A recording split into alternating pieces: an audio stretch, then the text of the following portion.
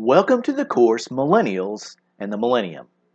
Now, in this course, we're going to answer two questions. What is the millennium and why does it matter? Those two questions we're going to answer, and they're very important. They may not seem important, they may not seem like they're affecting your life, but I promise you they are. So, the first place we have to start is with the biblical text. Where is the millennium found? It is found in Revelation chapter 20. Then I saw an angel coming down from heaven, holding in his hand the key to the bottomless pit and a great chain.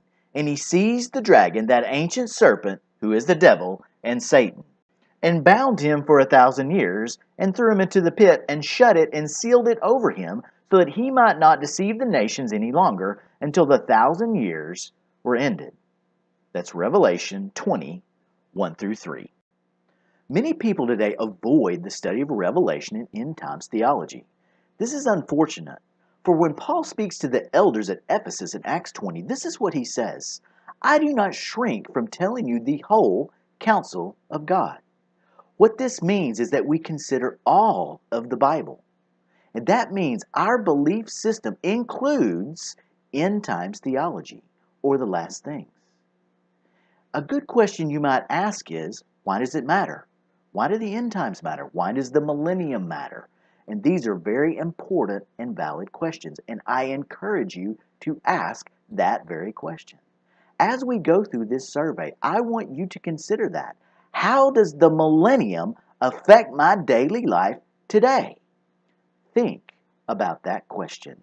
The word millennium comes from two Latin words, mille, meaning thousand, and annus, which means year, giving, of course, the meaning 1,000 years. This period of time, the millennium, is referred to in Revelation 20 and nowhere else in the Bible. So you may be wondering, why is Revelation 20 the only place the 1,000-year reign of Christ mentioned? Let's think for a moment. Let's go back to Revelation 20 and see what the text says. Looking back at Revelation 20, here's what we have. We have an angel coming down from heaven who has a key to the bottomless pit and a great chain. He seizes the dragon, which of course is the devil, and binds him for 1,000 years. That's what happens. That's what the text says. And my question to you, as any good teacher would ask, what in the world does this mean? Now let's step back for a moment.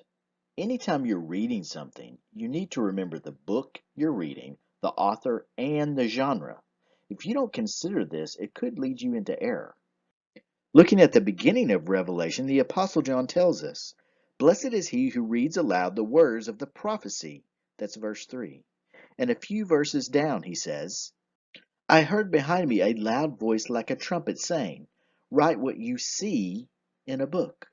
What you see.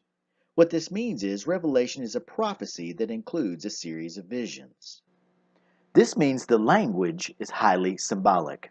The book of Revelation is what we call apocalyptic literature. That's the genre.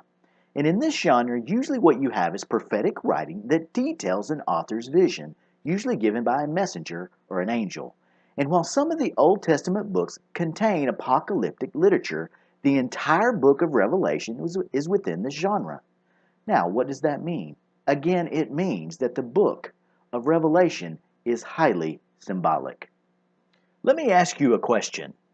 Does the angel in Revelation 20 have a real key and a real chain? Is it possible to bind a spiritual being with literal keys and chains? And if the language is symbolic, then what does this tell us about the millennium, the 1,000-year reign of Christ? These are the questions we're going to be considering as we explore the four views of the millennium. Keep in mind, what you believe, your belief system affects how you think and how you act. It affects your everyday life. Nothing is in a safe zone. Ideas have consequences.